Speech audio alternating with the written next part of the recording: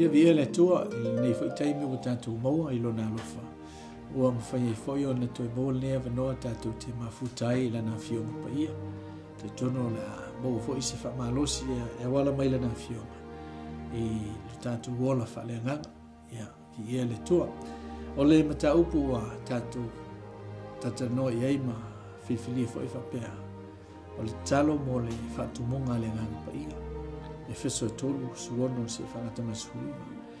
Ina ia fo ina ia te o tau e tusa ma le whaula i o lona vi ina. Ia wha maalu si o tau i le mana e lona lava nganga i le tangate tutonu. Ia nofo mau ke riso i o tau loto i le whatutua. Ina ia mawa o tau ma ia wha vaina i le rofa. Tau te mawhaiai o na i loa lele o tau atoa ma le aupa i uma. O le winga o le lautele ma le umi ma le loto ma le maununga. Ia ilo fo i le alofa o kiriso ua sisili ese le mai lo. Ia whatutu muina o tau i le tumu umalanga o le tua. Mo mua o le tua whaasoa. Ua whaasoa mai le tua i lana foai. E tusa ma le whaulai o lona viina. O lana whaasoa e ala mai lona lofa tunoa.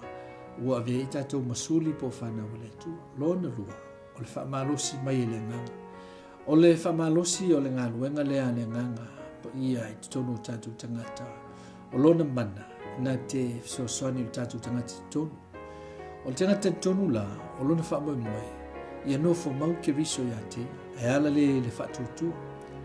A le ngaluenga sosoani e le nganga pa ia mo i natu uma o e o i le nganga o le tua o le whaitau leo lana a fionga.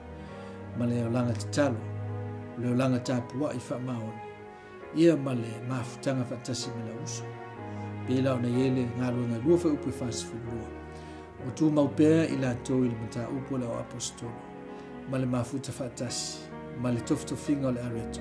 Matautalonga o melesa a mata ile urua i kalisi. Al ngaluenga mana ale nganga pa ia wa sea ai o le tatou popole, ma le tatou fefe, ma le tatou whawaivai. A ufisuia ina po usuia ile lofa lea. Ina ua whaavai i tātou mamawaa i lona whinangalo. O le metu au tūla o tātou e whapea, o le whaatumunga le nganga pa ia. E lofo i le lofa o kiriso. Le lofa o kiriso, ua whisui ina ili tangata i tonu. E peo na maua, o le whisui ina o tātou o langa. E sui e le nganga pa ia o le tua mai tutonu. A waa a whai le leo na whisui ina le o langa mai tutonu. O le ama whai fo i o na whaalia i lo tangata i whafu. O le autulina, o le whaatumunga le nganga i o tātou o langa. E mafua lea ina ua tātou ngawa i atu. A ua whaasoa mai fo ina atua i a tātou e tusa ma le tele, ma le tamau ainga o lona viinga.